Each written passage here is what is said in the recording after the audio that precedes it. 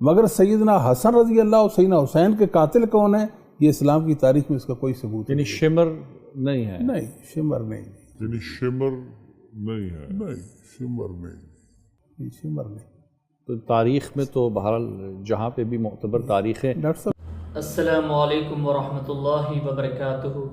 بسم اللہ والحمد للہ والصلاة والسلام علی رسول اللہ وعلی آلہ ومن والا۔ اللہم صلی علی سیدنا محمد وعلی آل سیدنا محمد وبارک وسلم۔ ناظرین و سامعین اکرام، یزیدی، ناصبی، خارجی اپنی یزیدیت سے، ناصبیت سے اور خارجیت سے باز نہیں آتے۔ ایک دور تھا، ایک زمانہ تھا کہ لوگ یزید ملعون لعنتی جہنمی کو بچانے کی کوشش کرتے اور ایڑی چوٹی کا زور لگا دیتے کہ کسی نہ کسی طرح سے یزید کو بچا کر نکال لیں کہ وہ حضرت سیدنا امام علی مقام شہید اعظم مولا امام حسین علیہ السلام کی شہادت میں شریک نہیں تھا، لیکن وہ اس میں بھی ناکام ہوتے ہوئے نظر آئے۔ یزید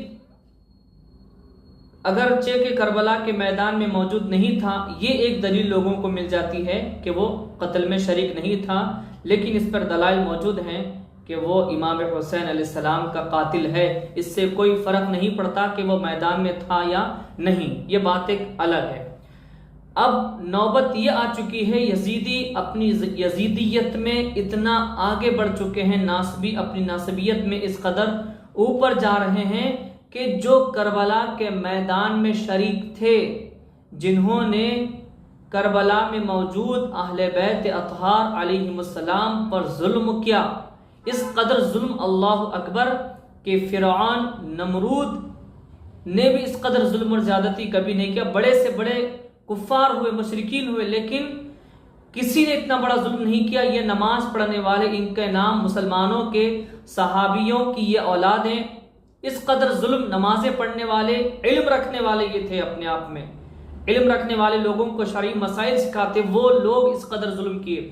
تو اس میں سے ایک نام ہے جہنمی، لعنتی، حرامی، کافر شمر بن ذی جوشن۔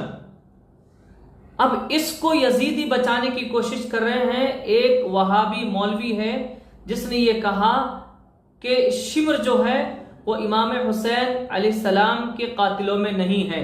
اب میں آپ کے سامنے ایک کتاب رکھتا ہوں، یہ کتاب ہے میزان الاعتدال، جس کا جلد نمبر ہے 3 اور صفحہ نمبر ہے 378۔ یہ کتاب ہے الامام شمس الدین محمد بن احمد بن عثمان الذہبی، جو کہ امام ذہبی کے نام سے مشہور ہیں۔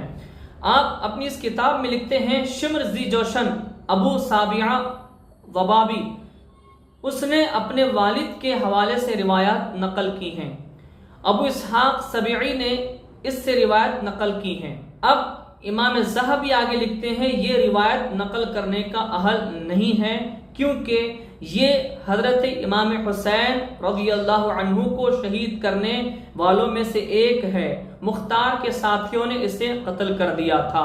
تعجب ہے مجھے ان لوگوں پر جو ان جیسے ملعونوں سے روایات نقل کرتے ہیں اور اپنی حدیث کی کتابوں کی زینت بناتے ہیں۔ ایسے جہنمیوں سے، کافروں سے، حرامیوں سے حدیثیں لیتے ہیں، یزیدیوں، ناصبیوں سے، اور اپنی کتابوں میں اس کو درج کرتے ہیں۔ مجھے تعجب ہے ان لوگوں سے۔ یہ امام حسین علیہ السلام کے قتل میں شامل تھا، یہ امام حسین علیہ السلام کا قاتل شمر ذی جوشن ملعون لعنتی، اس سے روایت لی گئی ہے۔